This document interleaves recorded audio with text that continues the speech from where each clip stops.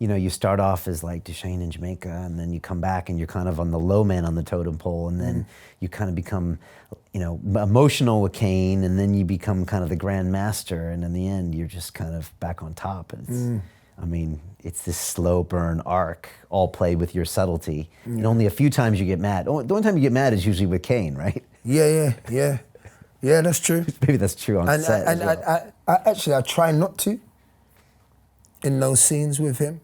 Okay. I don't. Ronan was like, I don't know if you want me to say this, but I'm gonna say it anyway. They know how honest I always am in interviews, so. But he was like, didn't like Dushane this season. I was like, oh. And he was like, well, he didn't intend for him to be like that. He didn't write, and he wants me to go back to Dushane of old, which is the more calculated, you know, methodical, less angry Dushane. And I feel like, looking back at this season, he is quite aggressive at times. Much more than kind of you've ever seen him before. Well, because it's frustration, isn't it? Well, there you go, yeah. He's been knocked back. Yeah. So it felt like that was appropriate. Yeah.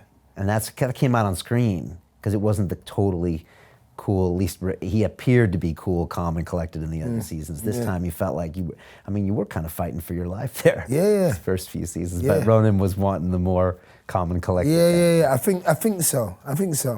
Or maybe he's just telling me that that's where he would like to go back.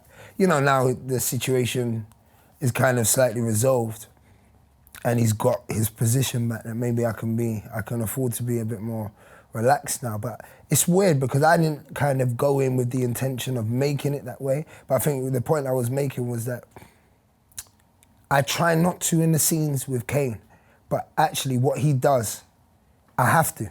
Because he winds you up. Yeah, because he does. He winds me up, and he really picks on, because he knows our characters so well, we both do, but he knows them. So when he improvises, he brings real raw things up. You know, we'll be doing the scene, and he'll be like, that scene in the cafe where he's like, where's your heart?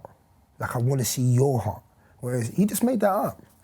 That was just like, right. It was. You have to react. Yeah, and you have to react to that stuff. You have to react, you know, for your pride and all sorts of reasons. You have to react, and he will do things like that. So kind of with him, it's always, I think that's where you'll kind of see my most heightened moments with the character. But everyone else, I feel like I'm a bit more in control.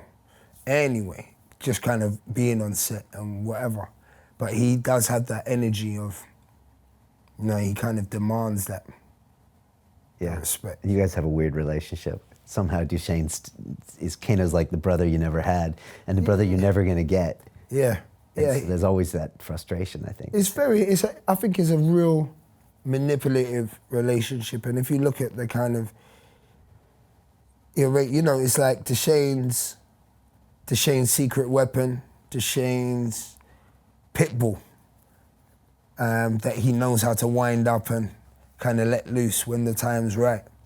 And then sometimes you can't control him. And then sometimes, exactly, you know, that's what that means, is that, you know, anyone's next. Even I could be next at some point. Uh-oh. You know what I mean?